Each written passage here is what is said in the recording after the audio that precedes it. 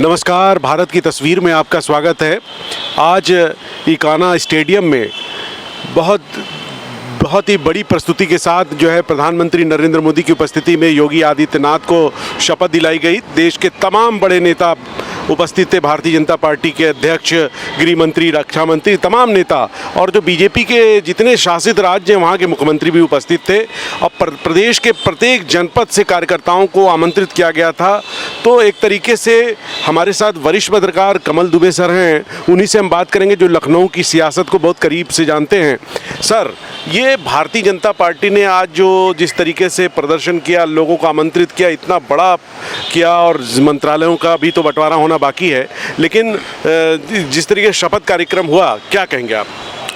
शपथ का कार्यक्रम में अश्विनी जी, मैं ये कहना चाहूँगा, भारतीय जनता पार्टी की यूपी सरकार ने शपथ लेने के साथ ही 2024 के लिए काम करना शुरू कर दिया है। जिस तरह से ये आज़ादी के बाद पहला शपथ ग्रहण है जो धार्मिक चादर से पूरी तरह लिपटा हुआ था। लखनऊ सहित प्रदेश के सभी मंदिरों पर पूजा, धार्मिक अनुष्ठान हुए, दीप जलाए गए, यहाँ सब भगवा था। सरकार ने एक मैसेज देने का काम किया है, हिंदुत्व के मुद्दे पे अपना और धार देने का।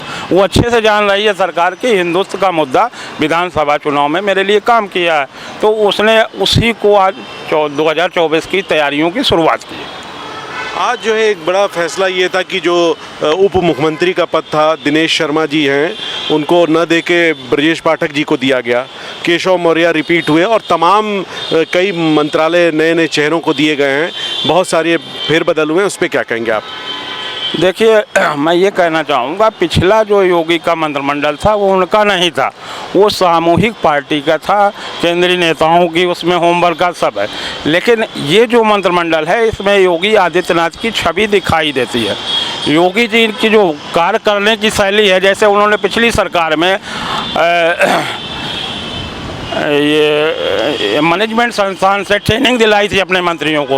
वो चाहते हाईटेक टेक्नोलॉजी के साथ हर चीज़ की हमारे मंत्रियों को जानकारी हो, तो बाकायदे 2-3 महीने ट्रेनिंग चली थी, मंत्रियों को 1 to 1 ट्रेंड किया गया था मैनेजमेंट संस्थान में, IIM में से।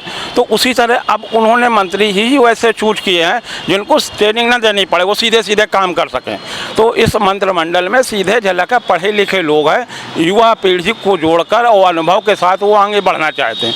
पिछली सरकार में जिन लोगों के कामकाज को लेकर मुख्यमंत्री जी को शिकायत थी, उनका पत्ता साफ किया गया, 22 मंत्री हटाए गए हैं। मुख्यमंत्री जी पहले भी हटाने की बात करते थे, लेकिन उनका प्रयास होता था तो उसमें बहुत सारी संघ, केंद्रीय नेतृत्व सब आ जाता था। ये शुद्ध रूप से योगी आदित्यनाथ जी का मंत्रिमंडल है, जिसमें दागदार लोगों का करीब करीब सफाया कर दिया गया। कहने का मतलब कि इस मंत्रिमंडल में योगी आदित्यनाथ जी की चली है और उन्होंने जो तय किया है उस तरीके से उन्होंने निर्धारित किया। ये आप बिल्कुल ठीक कह रहे हैं, योगी आदित्यनाथ जी की चली है। और योगी ने पिछली सरकार में भी 2 साल अपने अंदाज में काम किया था, फिर सरकार की व्यवस्थाएं हैं, केंद्रीय दबाव है, तमाम सारी चीज़ें हैं, वो उनको साथ लेके चलनी पड़ी, क्योंकि तब उनका इतना नहीं तो वो बनाए गए थे। जब तक बने थे तब तक नहीं तय था कि योगी आदित्यनाथ जी मुख्यमंत्री बनेंगे। अचानक वो मुख्यमंत्री बने, उन्होंने काम किया, फिर सबको लेकर चले। इस बार योगी के नाम पे इतना बड़ा बहुमत मिला है तो उनकी सुनी गई है, वो अच्छे लोगों को काम दिया गया। जिन लोगों का रिपोर्ट कार्ड खराब था उनको सीधे सीधे बाहर कर दिया गया, केंद्रीय नेतृत्व ने उनकी बातों को माना, बहुत कम लोग थोपे गए हैं। योगी अब कितने बड़े नेता बन चुके हैं? आखिरी सवाल आपसे पूछना चाह रहे हैं, कितने बड़े नेता हैं? अब देखा जाए देश की सियासत में सूबे को रिपीट किया उन्होंने, एक ऐतिहासिक जीत है, कितने बड़े नेता के रूप में आए हैं सामने?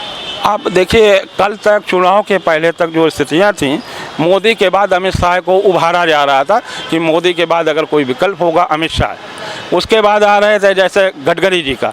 लेकिन आज की डेट में मोदी के बाद अगर विकल्प पे मंथन होगा तो सबसे पहला नाम होगा योगी आदित्यनाथ का और अमित शाह का।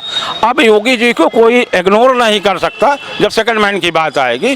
संघ का भी उन्हें अच्छे से समर्थन प्राप्त है और संघ उनके कामकाज को अच्छे से देख रहा है। ये तो पूरा योगी का अपना मेहनत है, जितना मेहनत किया उन्होंने ईमानदारी से, तमाम चीज़ लोग कहते हैं ना कि अवरोध भी आते थे राजनीति में, उसको जिस तरीके से मजबूती से पकड़ बनाया अपने काम से, शायद ये उसका प्रतिफल है। नहीं, इसमें मैं थोड़ा आपकी बात से भिन्न हूँ कि 1 साल या 10 महीने पहले जब वर्क भाजपा ने या संघ ने होमवर्क करना शुरू किया तो वही कमियां होमवर्क में निकली थी जो कल्याण सिंह या राजनाथ के सरकार में थी। संगठन के कार्यकर्ताओं को असंतोष था योगी जी से।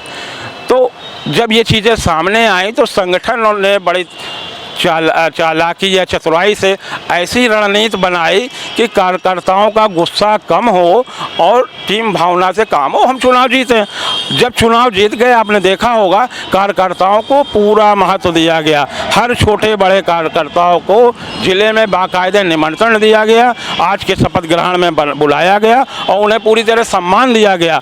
अब योगी जी की वर्किंग होगी कि कार्यकर्ताओं और टीम को लेके चलें, वो मंत्रिमंडल के आयोजन में शपथ ग्रहण में साफ साफ दिखती है। बहुत बड़ी बात आपने कही। बेबाकी के साथ प्रदेश की सियासत पर नज़र रखते हैं। वरिष्ठ पत्रकार कमल दुबे सर से बात हो रही थी और उन्होंने बहुत साफ गोई से बात बताया कि किस तरीके से आज की जो शपथ ग्रहण समारोह हुआ है और किस तरीके से फेरबदल हुआ है, सब कुछ इन्होंने साफ साफ बताया है। आप बने रहें भारत की तस्वीर के साथ।